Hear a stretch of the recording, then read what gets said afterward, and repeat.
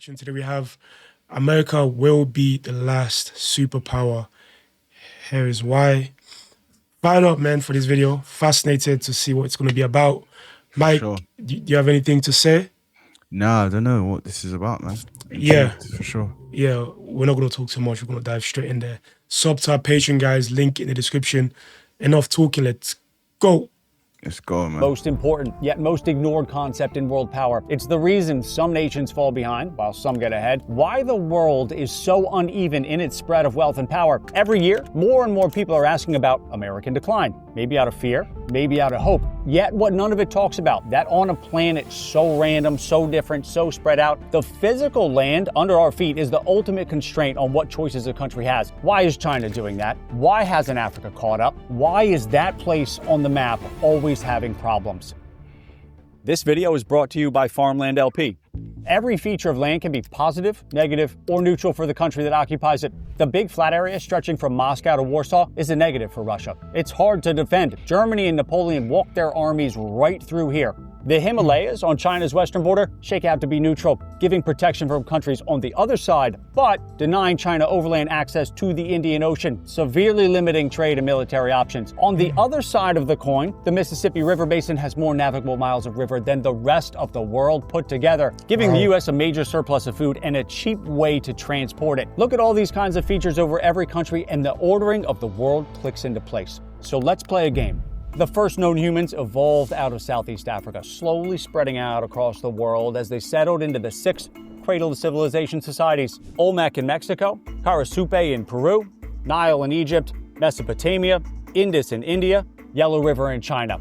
You want what every country wants: to be at peace, growing, prosperous for as long as possible. One of these original 6 did far better than the rest, with the outcome largely predetermined by the features of land around them. Knowing that, which would you choose to start as? Food is critical. A population can't grow without it. You'll of course want fresh water, something reliable and plentiful. People and your crops depend on it. A natural barrier would be welcome, something invading armies would struggle with. The Nile. For those that said the Nile, tell them what they've won, Bob.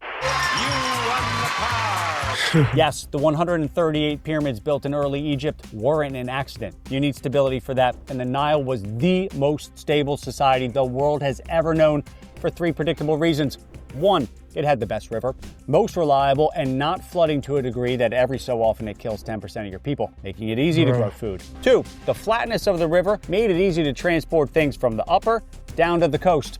And 3, the people floating down along the river and living by it barely had to think about an invading army, because the desert on either side was the world's best defense against the militaries of the time. No one wants to march across that much desert today, let alone 4,000 years ago. Egypt, the last of the... Bro, so this, I don't even know how the pyramids were built, you know?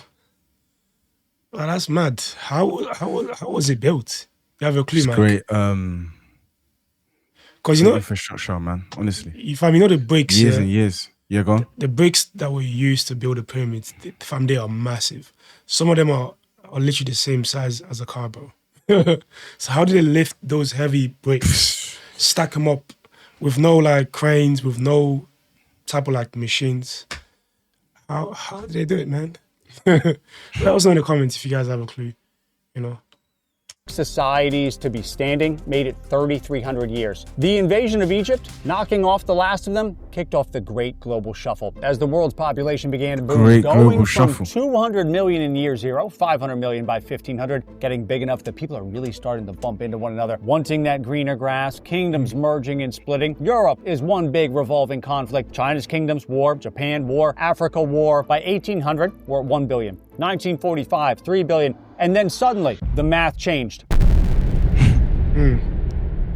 Are we really going to invade them? What if they have nukes? Borders started being redrawn much slower than the previous 2,000 years. Earth's geography lottery, what it blessed and cursed nations with, became locked in, starting with the United States as governor of Earth's most enviable landmass. Stretching 1/4 of the way down the globe, glaciers from the last ice age carved deep canyons into the edge of the land they blanketed. Deep canyons on coastline are what create natural deepwater ports. One does not simply make a deepwater port. All over Europe, natural ports all over North America, natural ports, giving Europe, whose ports, critically, didn't freeze in the winter, by far the best ship design and navies of the time. Ships and navies that could leave the ports of Europe, but then also easily land and keep landing in the natural deepwater ports of North America. New York, Boston, Philadelphia, Baltimore, quickly establishing highly productive settlements they use as a foothold to push west across North America. Ports, people, the land along the East Coast, great. But that was not what cemented the United States into an inevitable superpower.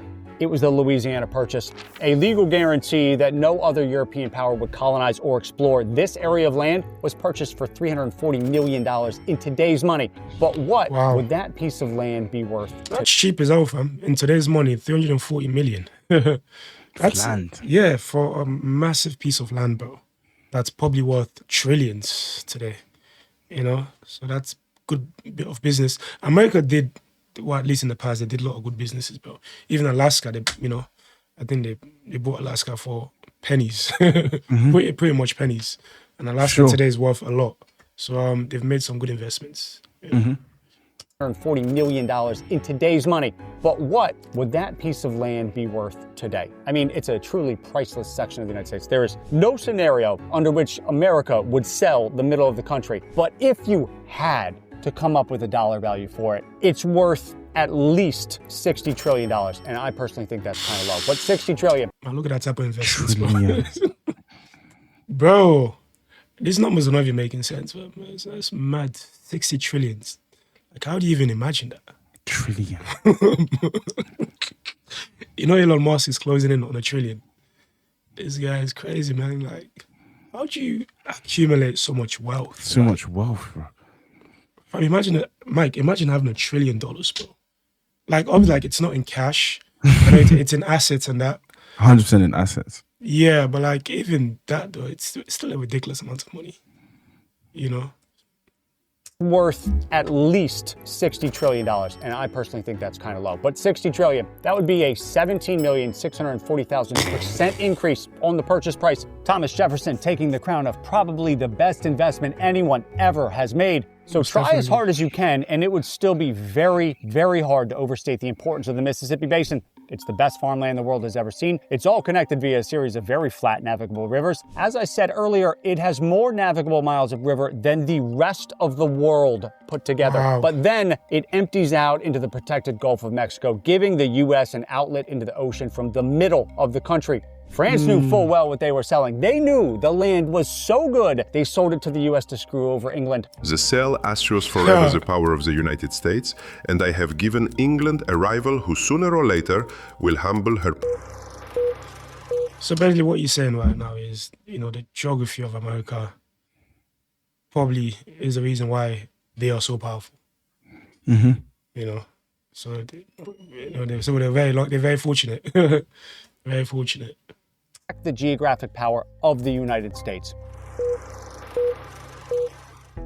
China has access to just one ocean, the Pacific, and that access is gated by the Philippines, Japan, and Taiwan, and the rest of the countries that border the South China Sea. All mostly unfriendly to China, which historically has left the country in a bad spot in times of conflict. All of its trade passes within an easy plane's distance of an unfriendly country, and 80% of its oil goes through the Malacca Strait, a very narrow choke point. So for the past 2 decades and tens of billions of dollars, China has been working very hard to secure overland access to a second ocean, the Indian Ocean, trying to connect the Karakoram Highway to a deepwater port in southern Pakistan and rail and pipeline over the West Mountains to the coast of Myanmar. These are the only 2 ways China may ever be able to drive a truck from within its borders and load the cargo it carries onto a ship, making China's military position, offensive and defensive, relatively poor compared to the expansive ocean access provided by the Atlantic, Gulf, and Pacific coasts of the U.S.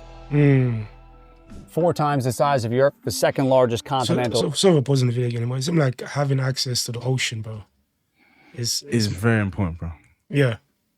You know, because it allows you For everything, terrain, for war, easy access, or getting out, like, it's very mad. important. Yeah, you know, it's important for trading. Trading is very important. If you can't trade and network with other countries very easily, you know, it can limit or it can restrict your capabilities, innit? For sure. Of the U.S. 4 times the size of Europe, the second largest continental population after Asia. Africa's promise has been so high for so long that the struggle of the continent to field a country able to work up through the global rankings seems to defy logic. Huge natural resource wealth, but the rivers, the coast, it is all working against the continent. Nobody has ever run the Congo River from top to bottom. 1,600 miles from the headwaters, it reaches the Atlantic Ocean here. Right here is where everyone who's tried has quit.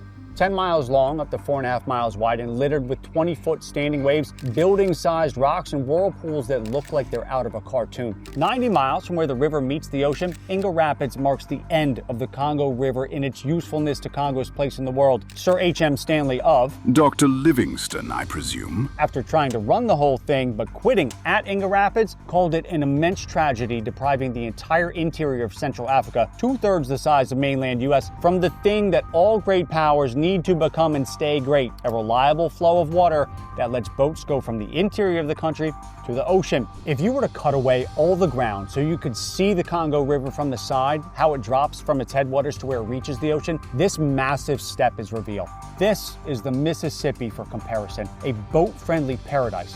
But even if the Congo was as flat as the Mississippi, it would run into one of the worst stretches of land on the entire planet for natural deepwater harbors. Untouched by glaciers, the coast of Africa is remarkably smooth. Few jagged indentations, too smooth. You see how the Chesapeake Bay is all jagged like this? It is perfect for trade. But these don't really exist on the coast of Africa. The continent, get this, has 20% of all the land on the planet, but because the coast is so smooth, very few indentations, it has less than 5% of the world's coastline. Europe has 7% of the land, 16% of the coastline. But to make things more difficult, the smoothness doesn't do much to slow or break up the energy of the open ocean like a jagged coast does. It slams into the continent, creating one of the most powerful ocean currents in the world very close to shore, currents that sweep up the sediment West Africa's 2 rivers bring to the ocean and spread it out into any indentation where it can fit, like the few natural harbors Africa does have, which makes the task of keeping African ports open, deep enough for large ships, free from sandbars and shoals that are constantly forming, drifting, reforming, dredging it all away is a Sisyphean task that wasn't possible to do before sophisticated machinery. Africa never stood a chance to be one of the premier continents for trade once the oceans became the way goods are moved around the world. Russia sits in the middle of 2 crushing geographic puzzles. The first is what we're seeing in Ukraine. This area. So what, is it basically saying that Africa is poor because of its geography? Okay. Because I think that's what he's saying. That's a crazy thing to say, though. Yeah, it's going to be very controversial. I don't think maybe it's a combination of many different factors. Colonialism as well has a part to play. Let's keep it well.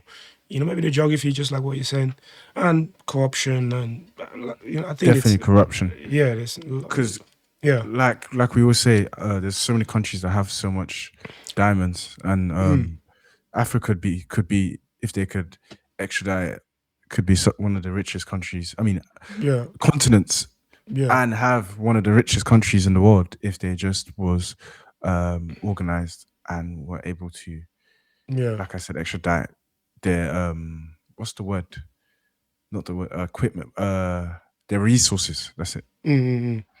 Yeah. Because look at the UK, Mike. The UK is not, geography-wise, is not the most. It's not the most powerful. And it's not got like the craziest amount of oil like some countries. Doesn't have many. Doesn't have many natural resources, but it conquered a quarter of the world. The UK is very wealthy. Because they were clever, they exploited other countries. I think probably one way to become a superpower is either to exploit other countries, man, or if you have a favorable geography like America, or borrow money to them and then have a crazy what's the word where you have to return it or lend, but like you got to pay interest. That's interest, yeah. Okay. Yeah, I think that's what China's did in Africa, Mike. A lot of the infrastructures in Africa is built by China, but it's obviously, their plan, Became the way goods are moved around the world. Russia sits in the middle of two crushing geographic puzzles. The first is what we're seeing in Ukraine. This area of land is so flat that it keeps Russia's generals up at night. Not once, but twice over the last 200 years, a European army has marched right up to Moscow. Napoleon captured it. But even if Russia did control that whole run of land, it still lacks the thing any true superpower must have: multiple deep warm water ports that are attached to its mainland. To get to the Atlantic, Russia either has to use its one port in the north of the country, go through the choke point of the Baltic and through the Danish Straits, or down through Turkey, through the Mediterranean, and out into the Atlantic.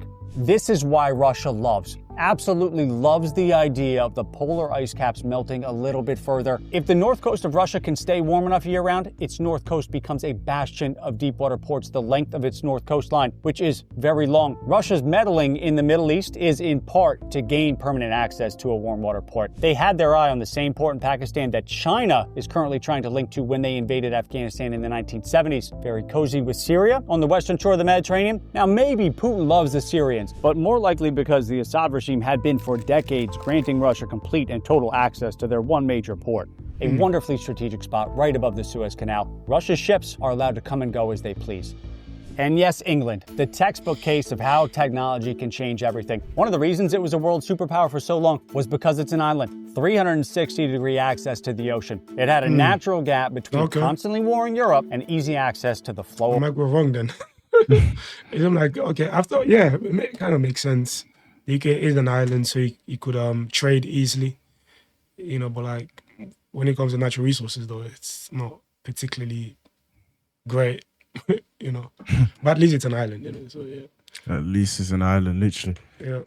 To the ocean. It had a natural gap between constantly warring Europe and easy access to the flow of world trade. But this was the day Britain's fate was sealed. And here's the giant air armada Hitler hurls at England. Planes. Flight changed the math from hours to slowly creep across the English Channel and invade by boat to 30 minutes for hundreds of bombers to be over downtown London. That made Britain susceptible, once again, to be invaded by, I'll only say it one more time, constantly warring Europe. From that point forward, the security of the US, surrounded by its two oceans, made keeping money in US dollars instead of the British pound obviously a safer bet. The reserve currency switched, causing money to flow out of Britain and into the US. So are you talking about the Battle of Britain being the reason or playing a factor in why, America became more dominant? You know about the Battle of Britain, right, Mike? When explain. Nazi Germany literally bombed the UK for like, I don't know how long it is, maybe months, or maybe weeks or months. They literally bombed London, bro, like different parts of England. So, and this guy is saying because of that, the UK become less reliable, less trustworthy, because they're susceptible to invasion compared to the US. Okay, so you can't do something like that to US, basically. Yeah. Surrounded by its two oceans, made keeping money in US dollars instead of the British pound obviously a safer bet. The reserve currency switched, causing money to flow out of Britain and into the US. There were other things leading up to Britain's fall, but the arrival of the Air Force was the decisive nail in the coffin. Napoleon was right.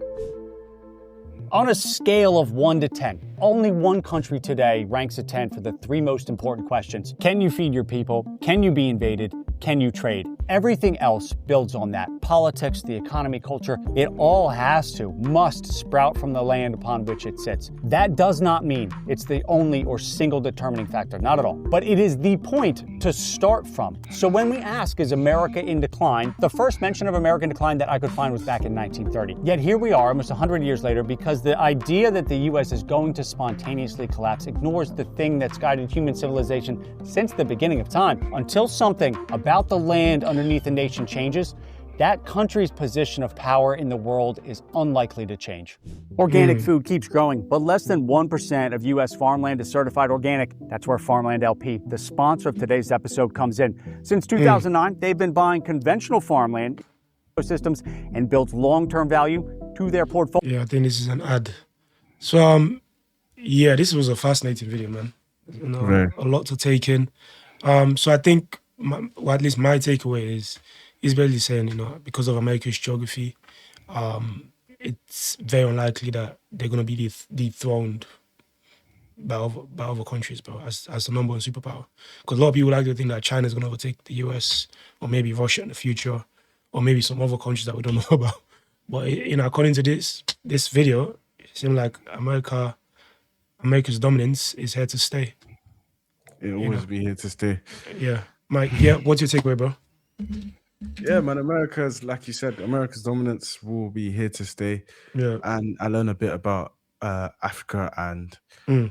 a lot more about Britain and the importance of being able to trade, like being next to the sea. I mean, Yeah. What did you call that? Yeah, trading. Yeah. Trading, yeah. But yeah. Yeah. All right, cool. Yeah, guys, you know, if you guys like the reaction, man, smash this like button. Let us know your thoughts in the comments below, guys. Sub to our Patreon for music reactions. Yeah, that's it.